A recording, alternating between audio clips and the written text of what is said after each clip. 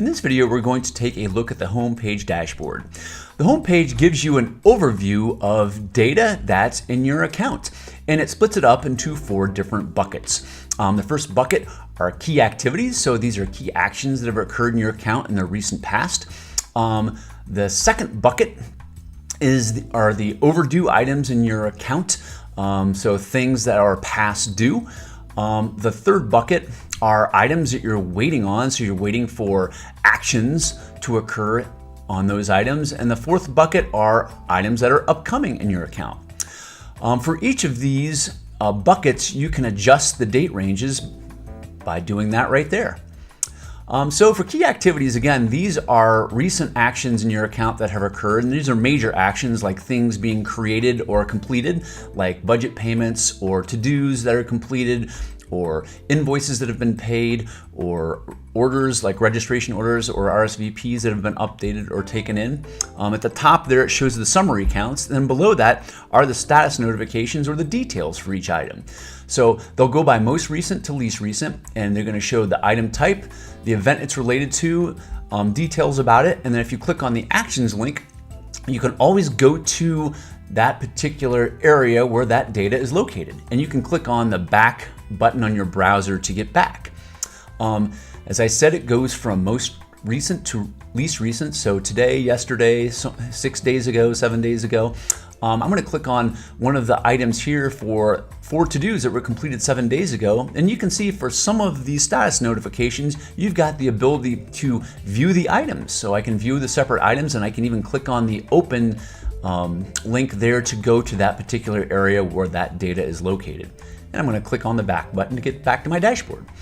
The overdue area or bucket here shows all the overdue items in the account. Again, you can adjust the date range, and then below that will show all of the types of overdue items you can track, like budget payments, invoices due, invoice scheduled payments, to-dos, and expired holds. In the details area, again, you can click on the actions link to go to that particular item, or for many items, you can send a reminder email. For example, here I can send a reminder email to let somebody know about a balance that's overdue on an invoice. So you can send quick reminders to your contacts here just to remind them of something that's overdue. And once you click on send now, that gets sent off. You can do other things, like for example, if you've got to-dos overdue, for to-dos, you can go to that area, but you can also mark to-dos as complete. You can edit the to-dos right here from the dashboard if you need to change things. You can also send a reminder email regarding the to-do, or you can delete it.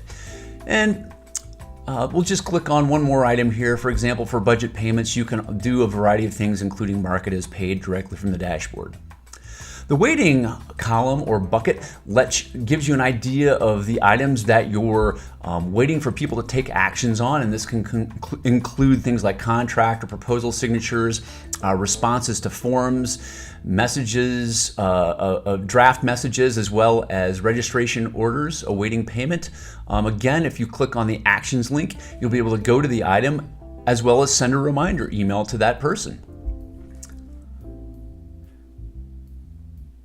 And there's an example right there. Finally, in the fourth column are the upcoming items in your account. And again, you can change the date range of those right here. And it's going to go again from most recent to least recent. Things that you can view here are things like expiring lead holds, budget payments, invoices and invoice schedule payments coming up, appointments, to-dos, and itinerary items. And again, for example, in the actions item, you can do a variety of things. I'll click on an appointment actions. You can go to the calendar, or you can edit the appointment right here from the dashboard tool. So it saves you a lot of time from having to go inside of those events to take actions on some of these things. Finally, at the top, you can filter what items are displayed inside of the homepage dashboard here. For example, I'm showing everything, all the items that are tracked here, but if I unselect or check off particular items, as you can see, those are going to be removed from the dashboard, so I don't have to view them anymore. So that's how you can customize your homepage dashboard, and this will give you a great overview of your account and what's going on and what you need to follow up on. Thanks for watching, but if you have any questions, please do let us know.